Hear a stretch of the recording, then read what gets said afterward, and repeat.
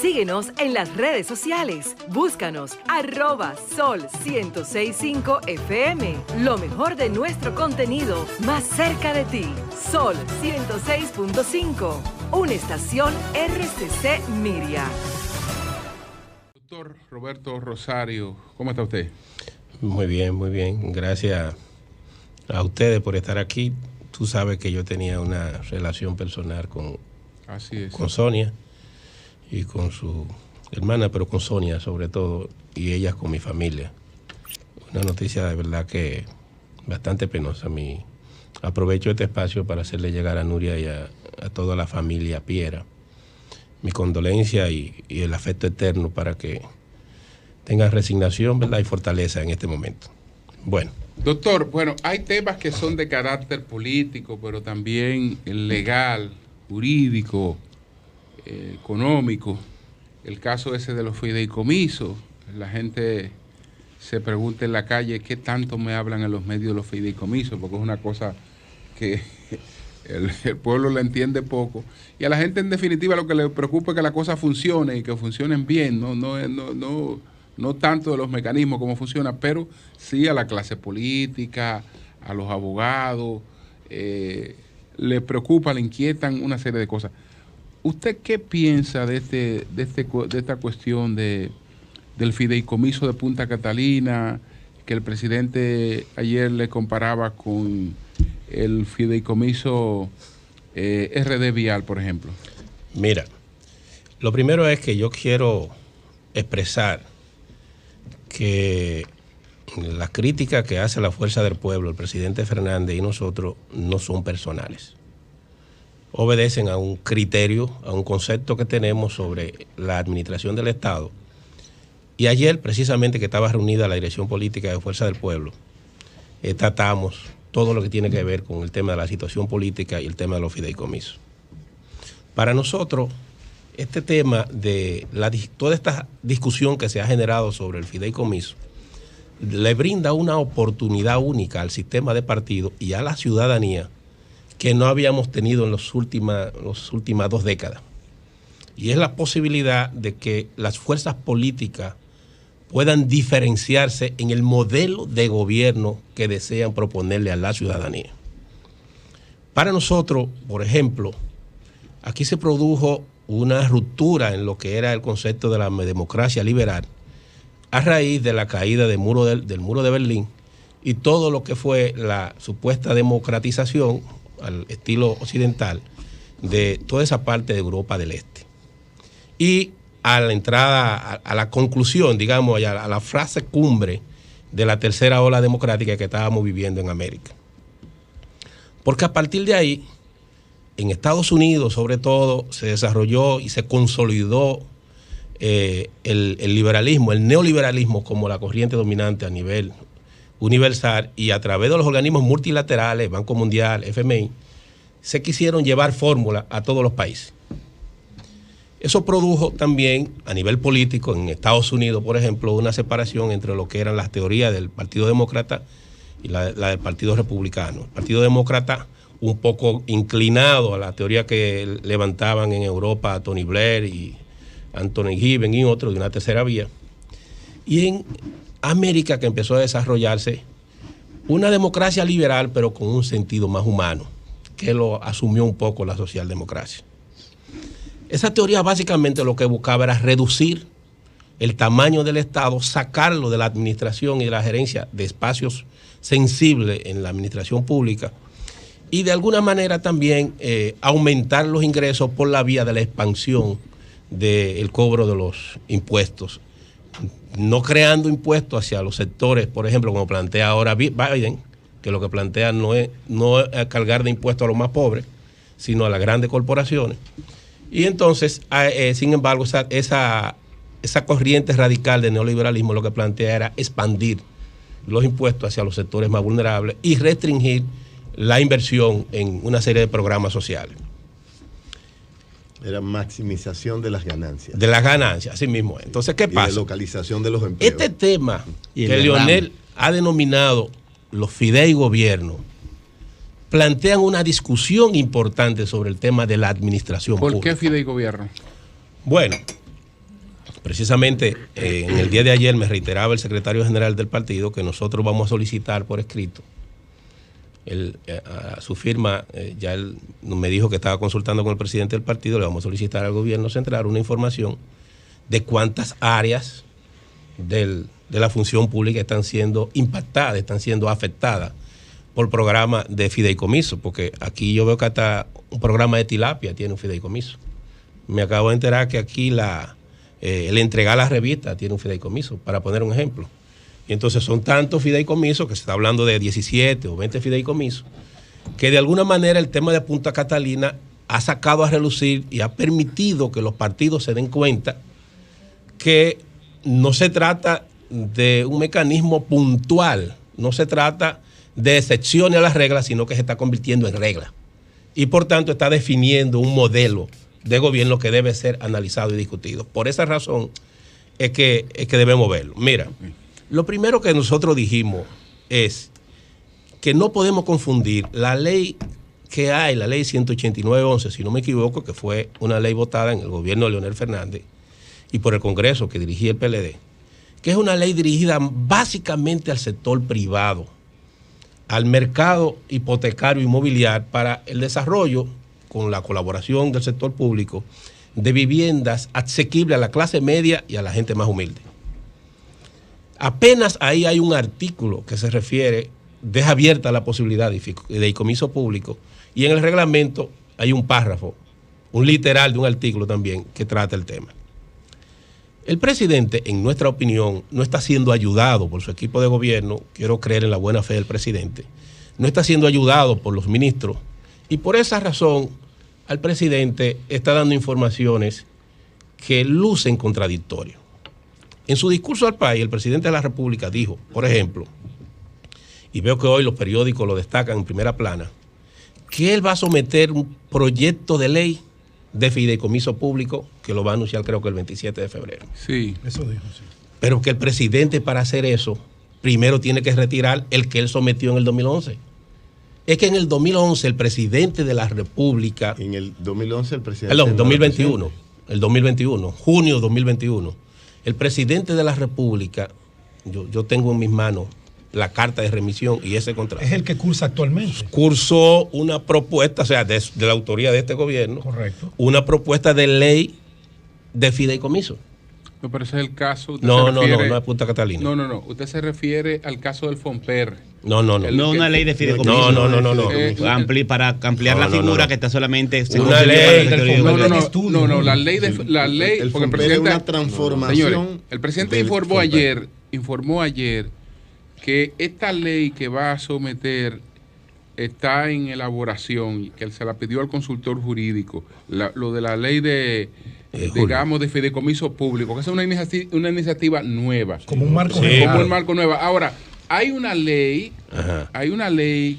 que agrupa todos los fideicomisos públicos. Así es. En lo que era el FOMPER. Solamente que le quita al FOMPER la discrecionalidad. Correcto, lo que decía la discrecionalidad de disponer de los fondos del FOMPER. Ya no habrá un director de FOMPER que puede decir, mira, le doy a Pedro, le doy a fulano, sino que iría al tesoro. Al tesoro y el fideicomitar. Esa es una ley.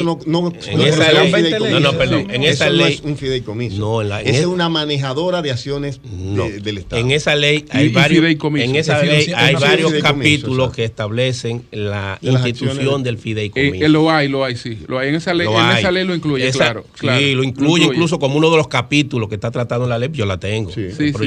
Esa ley ya fue aprobada en una Cámara y ya una comisión de Hacienda de la otra Cámara lo conoció. Eso pudo haberse aprobado de inmediato. Y esa ley, si se aprobaba, que no era solo, ahí tiene razón el presidente, no era solo sobre fideicomiso, pero trata en un capítulo el tema de los fideicomisos. Lo trata, sí. Pudo haber permitido que esto se hiciera en un marco más amplio. Mira, yo escuchaba a María Elena cuando venía en el vehículo y ella dio varias informaciones. La primera información que ella dio fue que se puso de ejemplo el contrato de República Dominicana. RD Vial. El peor ejemplo que pudo haber puesto el presidente. Porque RD Vial es netamente público. Ahí. Espérate. No, espérate, déjalo que explique. Yo le estoy haciendo una pregunta. No le haga pregunta, que él está refiriendo yo tengo. Pero se la va a hacer ahorita. Mire, yo que le explique eso. Yo adelante. Aproveché el viaje en el vehículo y le pedí a mi hermano y amigo César Fernández que me mandara el contrato de RD Vial. El contrato de RD Vial fue firmado por Gonzalo Castillo, Enrique A. Ramírez y César Augusto Díaz Rodríguez, gerente general y gestor fideicomisario del Banco de Reserva. Nada más. No hay sector privado, ni en aportes ni en gestión. Es totalmente público. Ese fideicomiso tiene al día de hoy una deuda de unos 60. Estamos hablando ahí, vamos a hacerte concreto, porque yo le pedí a César el dato, muy específico. Tiene una deuda de 60.000 millones, unos 1.000 millones de dólares, pero solo en un semestre te produce 23.000 millones semestrales, es decir, es una deuda manejable. Sí. Y de alguna manera es bastante sustentable. Entonces, eso quiere decir que ese fideicomiso netamente público sí está regido por las leyes que tienen que ver con el manejo de la cosa pública, porque está Obras Públicas y está Banco de Reserva. O sea, ahí no hay ni siquiera que discutir nada. Y por tanto, el Estado es que está administrando y manejando ese fideicomiso, que es público netamente. Doctor. No es parecido al tema del fideicomiso Punta Catalina. ¿Por qué? Déjame terminar la idea, Oli. El fideicomiso Punta Catalina es un fideicomiso en el cual el Estado está entregando a 5 personas designadas, propuestas por el Estado, en lo que se llama un contrato ley, porque eso no es un contrato normal, es un contrato ley, en el cual se está designando 5 personas para que administren ese fideicomiso. Mira, yo tuve acceso a un estudio que hizo la Sociedad Civil de Guatemala, porque me quedé escuchando los países que le refirieron a María Elena. No mencionó lo que yo te voy a mencionar ahora. No mencionaron México, no mencionaron Honduras, ni mencionaron México y Honduras. Bueno, ella no lo dijo. Sí, ella ni Guatemala. México. Bueno, sí. En el mencionaron caso de Guatemala, México, aunque yo no hay un fideicomiso precisamente vial, creo que se llama Covial. Y se hizo un estudio que determinó que la situación de corrupción y de ineficiencia de ese fideicomiso se debió a las siguientes razones. Primero, no fue el resultado de un consenso político, no fue el resultado de una consulta social, ni gozaba de una legitimidad de origen. Y sobre esa base se armó una crisis tan grande y un cuestionamiento tan grande que prácticamente se está llevando la Covial, que creo que se llama, ese fideicomiso de Guatemala. En Honduras, acabamos de ver la denuncia pública que hacen la juramentación, la presidenta electa, y en el caso de México, López Obrador está devolviendo cientos de fideicomisos por un problema, oigan, ¿por qué? Por opacidad. ¿Alguna pregunta sobre el fideicomiso? Para pasar a otro tema. Oli tiene una. Tengo una pregunta, Julio. Puntualmente. Sí. En el fideicomiso RD Vial, es cierto que opera el banco privado del Estado y la fiduciaria privada del Estado, porque son empresas privadas del Estado. Por eso creo que me dijo José Dantes que se trataba de un fideicomiso mixto. En este caso, las instituciones que lo operarían serían igualmente el Banco de Reserva, a través de la fiduciaria Banreserva, y tendría el bien como propiedad el Ministerio de Hacienda. Eso es lo que se ha planteado, dentro de lo que ha planteado el presidente. El cuestionamiento fundamental que he escuchado es que las personas, los nombres del comité técnico, cursen y se manejen en la ley, es decir, que lo maneje el Congreso, ese cuestionamiento.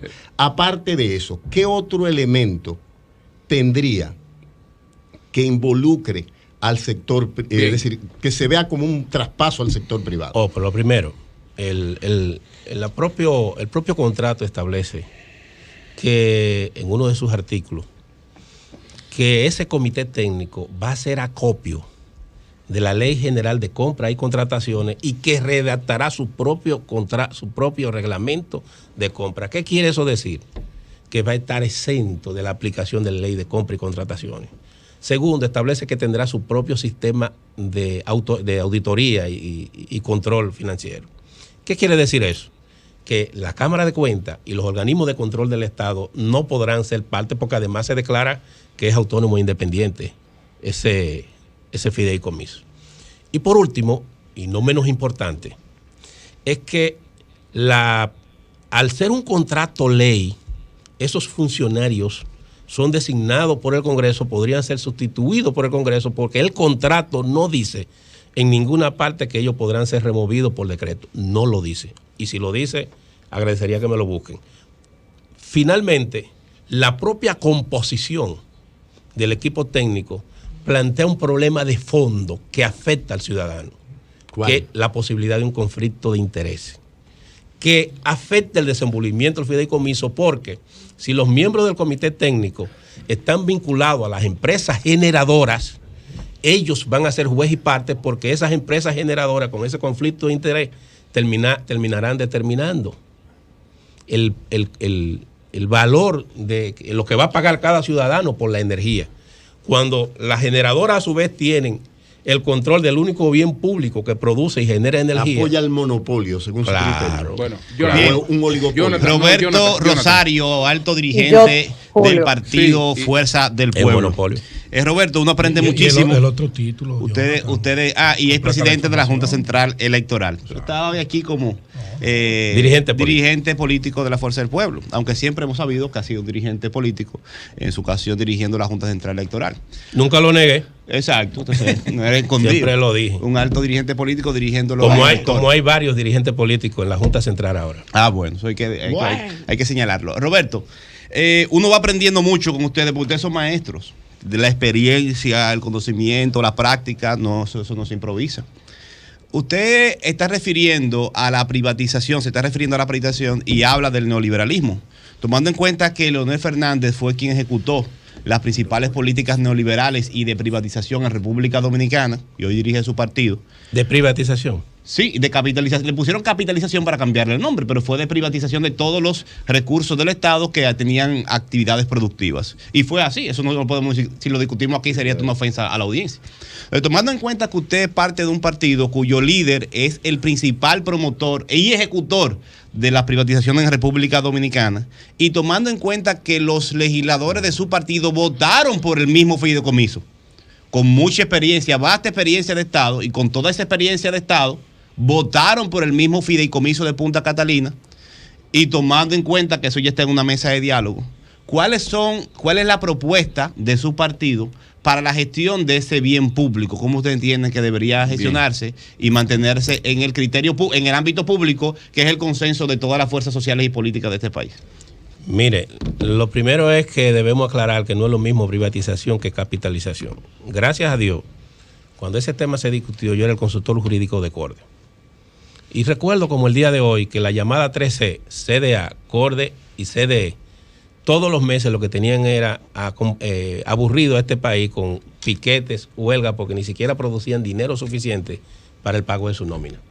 Y recuerdo que algunas empresas como Indupapel, Favidrio, Molino, eran deficitarias y problemáticas. Hoy, fruto de ese proceso, de capitalización, muchas de esas empresas que eran deficitarias, incluyendo Molino, yo era el consultor jurídico de CORDE, fueron capitalizadas. El Estado Dominicano, en el proceso de capitalización, que debo aclarar lo siguiente, a diferencia del fideicomiso, la ley de capitalización fue aprobada en el Congreso, casi unanimidad, por un Congreso controlado por el Partido Revolucionario Dominicano, en la Cámara de Diputados y en el Senado, donde el PLD tenía un solo senador.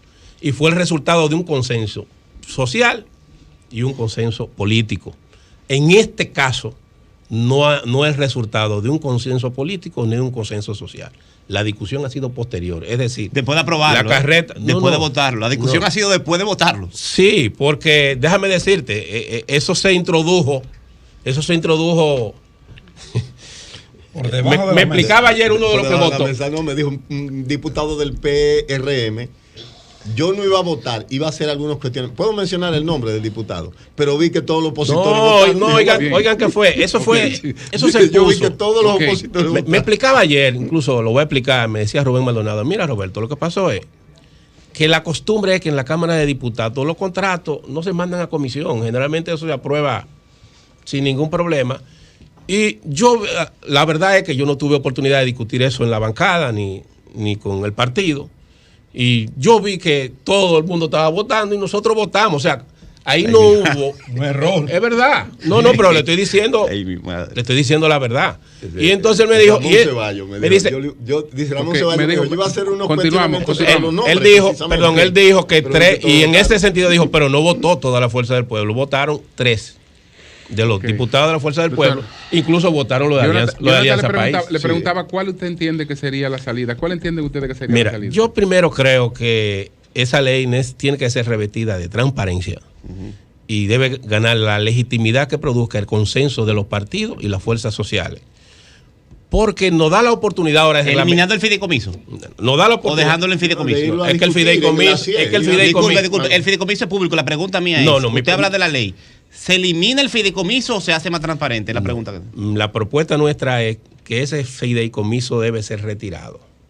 Debe discutirse y aprobarse una ley general de fideicomiso público. Y los fideicomisos existentes y los que nazcan deben nacer bajo la sombrilla de esa ley general de fideicomiso público. Ahora, en esa ley general de fideicomiso público, que debió ser lo primero que debió hacerse, deben establecerse los sistemas de controles del Estado y la facilidad de que el ciudadano, a través de la ley de libre acceso a la información, sepa cómo se están administrando y manejando los ingresos del Estado. Porque esta discusión se ha generado porque, de alguna manera, señores, miren, yo ponía un ejemplo sencillo. Aquí hay mucha gente, todo el que está aquí tiene vehículo. Compra un vehículo nuevo y déselo algo en administrar y pídaselo en 20 años. ¿Sabe lo que le va a devolver? El residual, como dice el propio contrato, el residual. ¿Qué es lo que es residual? Un vehículo ya que tiene 20 años de uso. Marilena. Doctor, ¿es posible un proceso de consulta, un proceso de consulta previa antes de tomar una decisión sobre un hecho tan importante, una herramienta tan importante como fideicomiso y de Punta Catalina? Porque ya en 3 ocasiones el gobierno ha tenido que echar para atrás.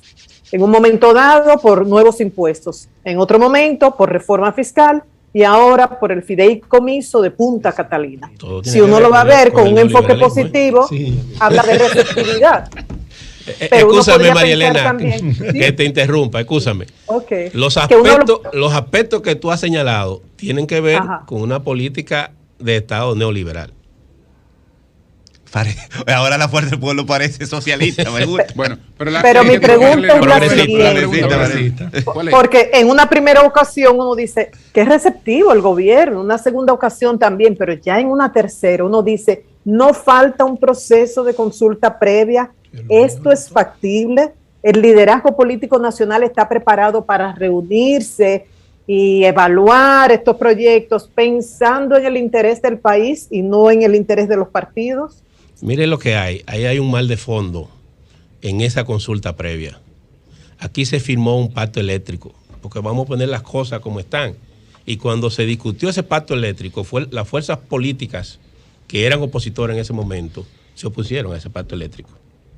Esa es la verdad. Entonces, ahí debió haberse planteado ese tema en ese momento. Cuando ahora se inició la consulta a través del Consejo Económico y Social, el Poder Ejecutivo en la mesa, yo estaba ese día y ustedes lo vieron por radio y televisión, pidió que se excluyera la discusión del tema eléctrico, porque ya eso había sido discutido en un pacto eléctrico. Lo que debió haber hecho el presidente o el Poder Ejecutivo en ese momento era pedir lo que está pidiendo ahora, que eso lo viera el Consejo Económico y Social, y lo que hizo fue que lo excluyó. Doctor. Lo que quiere decir es que o no se tenía conciencia del tema, doctor, o no había la intención de la consulta. Doctor, otro tema para que no nos quedemos solamente ahí, doctor. No. El tema de Petrocaribe, que el gobierno dice, bueno, es verdad que hubo un programa de Petrocaribe, pero ese programa de Petrocaribe pudo haber beneficiado a los consumidores y no lo benefició. Que no. Dice que el beneficio al gobierno no hacía a los No consumidores. hacia los consumidores, lo dijo el propio presidente. Sí. Es todo lo Pasado contrario. domingo. Mire, Sí. Petrocaribe es una asociación de estados caribeños y algunos continentales, pero se definen como caribeños, como es el caso de Surinam y otros por su relación geográfica. Son caribeños. Inicialmente eran 14 países, después terminó siendo 16 con 2 observadores, que fue Ecuador y creo que Trinidad y Tobago, que a su vez eran generadores de México de y energía. Trinidad, que son productores Se refiere de al petróleo. CARICOM. No, Y Ecuador. Ecuador. Es miembro de la OPEP. Entonces, ¿qué pasa? Petrocaribe no fue un programa diseñado para regalar combustible a esos países. Fue diseñado como un sistema de financiación. Aunque lo único Con que el pago de un aunque lo único que lo pagábamos, nosotros éramos de los pocos que lo pagamos. No, espérate. Cuba nunca pagó un chele. Entonces, ¿qué pasa? Cuba paga de otra manera. El precio, Cuba paga de otra manera. Haití 3.800 millones de el dólares. precio del Regaló barril. Muchísimos médicos cubanos. El trabajando en- No, vamos a explicar eso. Adelante, Mire, adelante. el precio del barril, No pasen hambre. el precio era exactamente el mismo. Sí. La diferencia era en la forma de pago, que establecía un periodo entre 17 a 25 años para diferir Y una 2 años parte de gracia, de doctor, eso. incluye. Y el monto del 2 años de financiamiento. gracia. Gracias, es decir, Sí, y un 1% al financiamiento. Perfecto. Ahora, ¿qué pasó? De todos esos países, hay que reconocer, porque yo que he sido un crítico de la gestión anterior, también debo reconocer. La República Dominicana en el año 2015, enero del 2015, aprovechando que Nicolás Maduro, el gobierno de Venezuela, necesitaba dólares y dinero, hizo una negociación.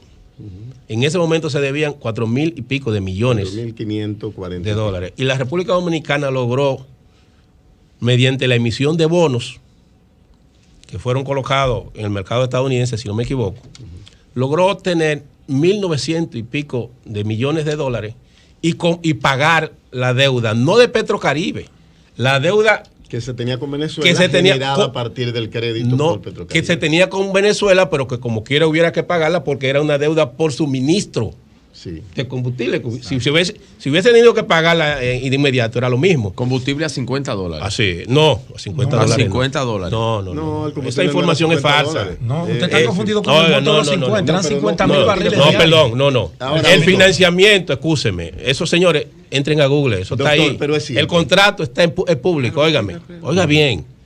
A partir de los 50 dólares, Sí. Sí. lo que se hacía era que se financiaba. El Y excedente. se difería el pago, no era, Sí. que estaba en 50 Pero es dólares. cierto, doctor. Entonces, eso, perdón. eso precisamente es lo que... Pero déjeme decirle qué ocurrió. Es decir, no es nada... En el 2015, no, eso no fue lo que él dijo, pero está bien. En el 2015, el gobierno negocia, se ahorra el 52% de esa deuda. Sí. Porque reduce el 52% de la deuda, lo que fue un ahorro para el país. Bueno, claro, para el tú país. eres lo que está explicando. Y entonces lo que hace da es su posición, que con 1.900 y pico, la 1.900, mitad, el sí. 40 y pico, 48%. 48%, Déjalo que- salda esa déjalo deuda. hablar. Dejó nada más un residuo, creo que de unos 15 millones de dólares que terminó saldándolo.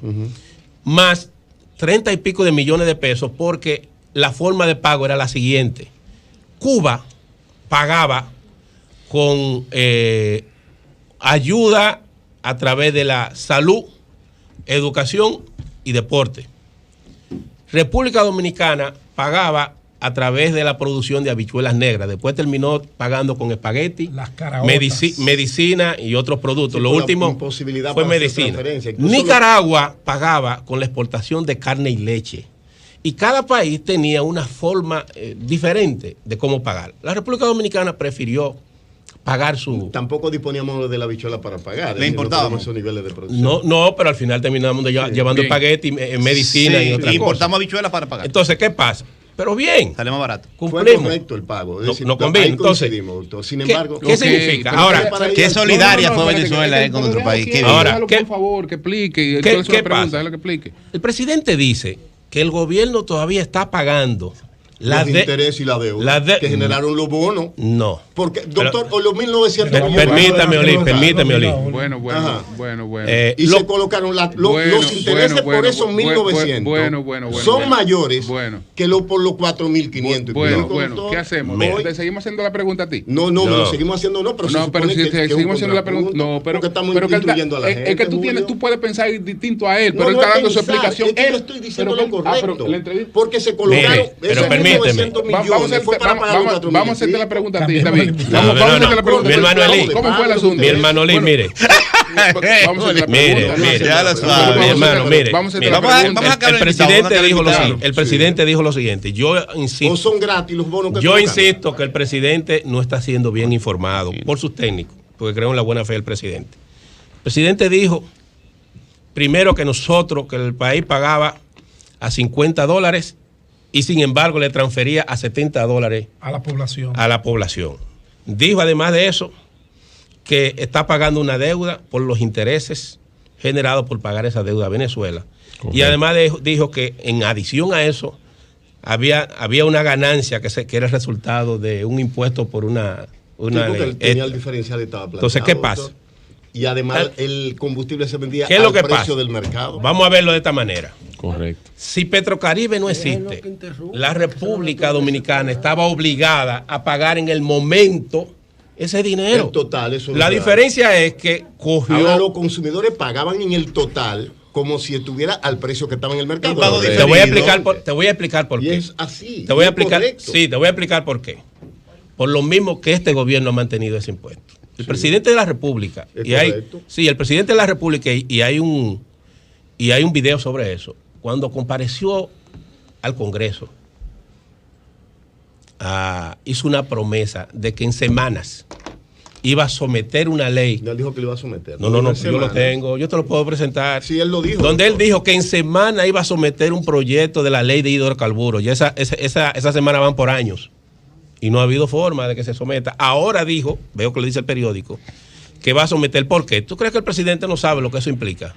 Porque él sabe a qué se destinan esos recursos y el impacto que eso va a tener en la economía. Yo quiero ver la ley. Ahora, ¿qué dice hoy? Lo que él planteaba era, incluso en la reforma fiscal que se iba a plantear, estaba el asunto de la modificación de la ley. Claro, cuando tú dejas de recibir unos recursos que ya lo tiene prepautado en el presupuesto, tiene que tener otra vía para reponerlo, y usted lo sabe. Pero yo te voy a decir algo. Léete hoy las redes sociales de Ramón Alburquerque. Lo que yo no entiendo dónde lleva el tema. Ramón Alburquerque mandó un tuit hoy. Yo le leo a Ramón. Él mandó un tuit hoy donde él dice que en el mes de diciembre, el gobierno aumentó un 20% en el margen de intermediación de la cadena de distribución de los hidrocarburos. Dice Ramón Alburquerque. Y que ese aumento ha contribuido a aumentar el costo de los combustibles. Está diciendo que este gobierno a mí, don Roberto, en un 20% autorizó aumentar en un 20% los márgenes en el sistema de distribución y de comercialización de los combustibles. Don Roberto, entonces, si nosotros modificamos esa ley como el presidente prometió, ya tenemos un año de pérdida, ¿verdad? La ciudadanía. Y en adición a eso, ese 20% lo eliminamos, la población recibiría tuvimos 16 más barato. Don Roberto, tuvimos 16 años de pérdida, aunque nunca se revisó esa ley de hidrocarburos, empezando por ahí, si lo vemos como usted lo dice, porque el problema serio del país es que los problemas de este país surgieron hace 18 meses, no estaban en la palestra. Realmente parece que los problemas estaban ahí, estaban frisados, y durante 16 años todo estaba bien, esto era maravilloso, esto era ultra super mundo, esto era Suiza. Ahora, los problemas serios y la ley de hidrocarburos, lo que sí es la verdad es que nadie le había puesto la mano porque con eso se jugaban a los recursos y había un gran negocio y el presidente lo dijo. Era verdad lo que dijo el presidente. Era verdad. Nunca el precio por debajo de los $70, siempre se le cobró mínimo $70 al pueblo y hubo un margen de negocio ahí. Y algún día va a haber que meterle mano a eso. Esto es parte de la dinámica. Vamos a decir la verdad. Es el más y el Estado, con lo que pagó, no, un momentito, los 1.900 millones de dólares que se pagaron y se cogieron en bonos, se pagan a 6%, y lo que se pagaba en Petrocaribe era un 1%. Estamos hablando que Petrocaribe no 6 veces mayor la deuda, y la otra parte se pagó con la refinería de petróleo. ¿Se pagó con? La refinería de petróleo. No, tú ves, por eso, ese es el tema.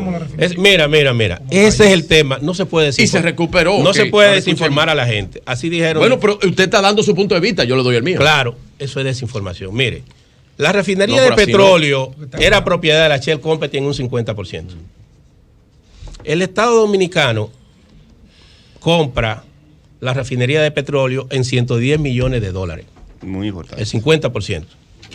Y le vende a Venezuela el 49% en $131 millones. Correcto. Es decir, hay una ganancia neta ahí de la misma inversión de 20 y pico de millones de dólares por el 40%. Sí.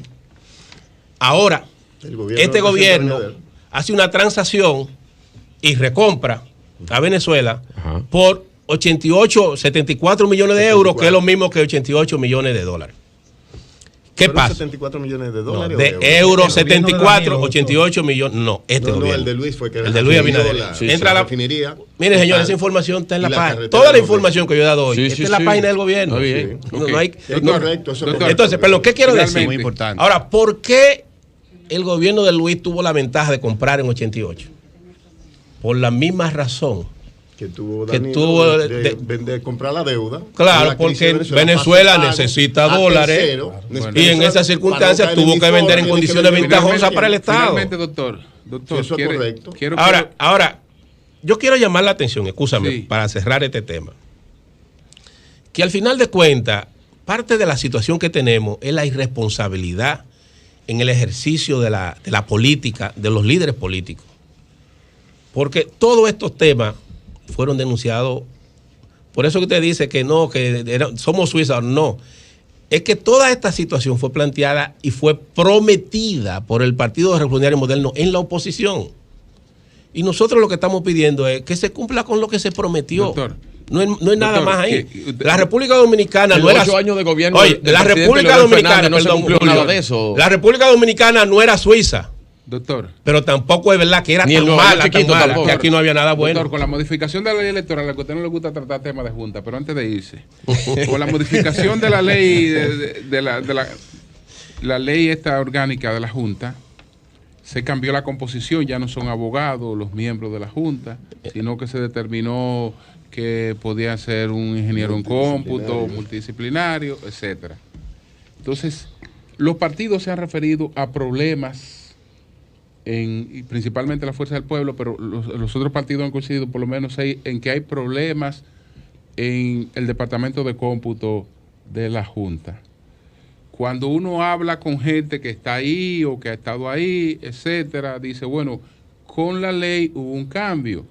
Este departamento antes despachaba con el presidente de la Junta y el director de cómputo despachaba con el presidente de la Junta y el presidente de la Junta tenía control de todo lo que ocurría ahí.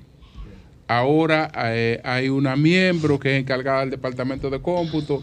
El papel del director de cómputo se ha anulado un poco y probablemente eso ha creado la crisis. ¿Usted qué sabe de eso y qué posición tiene con relación a eso? Mira, voy a aprovechar para tratar ese tema que ciertamente no es el que más me interesa. Claro. Ni me gusta, no por nada particular, sino porque yo creo que ya yo cerré ese ciclo de mi vida pública.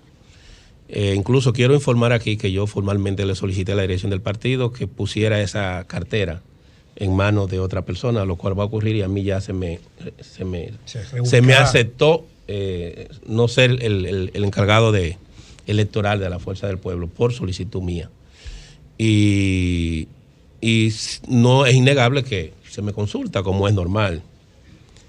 Imagínese usted. El problema que hay, mira, el problema que hay en el centro de cómputo le está pasando lo mismo que le pasó a la gestión anterior.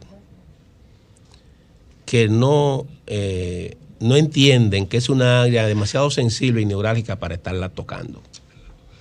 Cuando yo llegué a la Junta Central Electoral, yo no toqué el centro de cómputo, se quedó intacto. El administrador era Miguel Ángel García, hasta que él se fue. No fue que canceló, él renunció y se fue.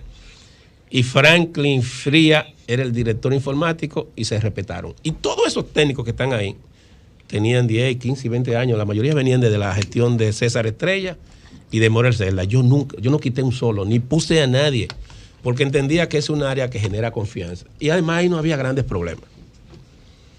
Cuando llegó la gestión anterior, el técnico más calificado, que es incluso el técnico que usa de consulta la OE ahora, lo sacaron y lo cancelaron.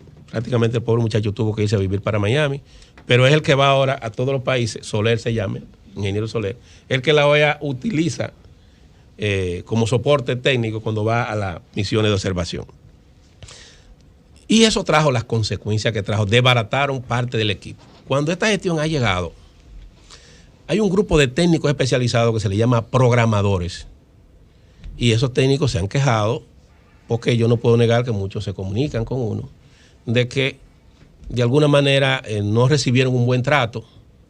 Y de una institución tan estable como la Junta, estamos hablando de que quizás 13 o 14 renunciaron. Wow. Programadores. Pero ¿Y el maltrato técnico calificado. Doctor? Además de eso, se ha estado nombrando personas con salarios mayores que los que están ahí. Ya. Se ha estado personas a las cuales hay que enseñarles lo que ahí se hace, pero están cobrando más que los que están ahí. Y entonces ahí hay un disgusto generalizado. Y encima de eso también se ha cambiado el sistema, porque ahora quien dirige el centro de cómputo es una magistrada y no un director del centro de cómputo. Yo quiero que a la Junta le vaya bien, porque parte de mi vida está en esa institución. Y yo creo que el legado más grande que yo he dejado está ahí. Y creo que hasta mis enemigos me lo reconocen. No tengo por qué desear nada mal. Ustedes no tienen idea de lo que yo sufrí cuando pasó lo de febrero, porque de alguna manera afecta, es parte de uno, es parte de tu vida que se está yendo. Yo quiero darle un consejo a mi amigo y admirado presidente Román Jaque. En el centro de cómputo usted se juega su prestigio y su legado. No quiero subestimar a ninguno de los miembros del Pleno. Dentro de 5 años nadie se va a acordar de los demás miembros. Todo el mundo se va a acordar de la Junta de Román Jaque. Así como todo el mundo se recuerda de la Junta de Roberto, de la Junta de César Estrella, de la Junta de Castaño. Él no puede. Eso, porque este es un país presidencialista. La gente se recuerda de que encabeza. La cabeza. Okay. En todas las. No la mía en todas. No solo en este país. Además, a veces la gente ni se acuerda. Es más fácil recordar uno que dos, que tres. Claro. Entonces, el máximo, y además, si se estudia la ley orgánica de la Junta Central Electoral, la mayoría de las funciones administrativas no están en el Pleno, están en el presidente de la Junta Central Electoral legalmente. Demasiado poder tiene el presidente. Más poder que lo que yo tenía, porque cuando se reformó la ley se le dio más. Demasiado poder. Entonces, con eso quiero decirle que él tiene la responsabilidad legal, administrativa, y yo diría hasta de legitimidad pública, porque el presidente de la Junta requiere un mayor nivel de legitimidad para designarlo que los demás. Yo le sugiero, presidente, mire, cargue con esa cruz, porque esa cruz es suya aunque usted no quiera. Yo le pido, por favor, que se concentre en eso, porque al final de cuentas, el centro de cómputo es el corazón de la Junta Central Electoral. Bien. Bueno, pues muchas gracias al doctor Roberto Rosario Márquez. Muchas gracias, doctor. Sol 106.5, con la mayor variedad de contenido, información, entretenimiento e interacción en una sola estación. Cobertura total, disponible para ti en la radio y en las plataformas digitales. Somos Sol 106.5, la más interactiva.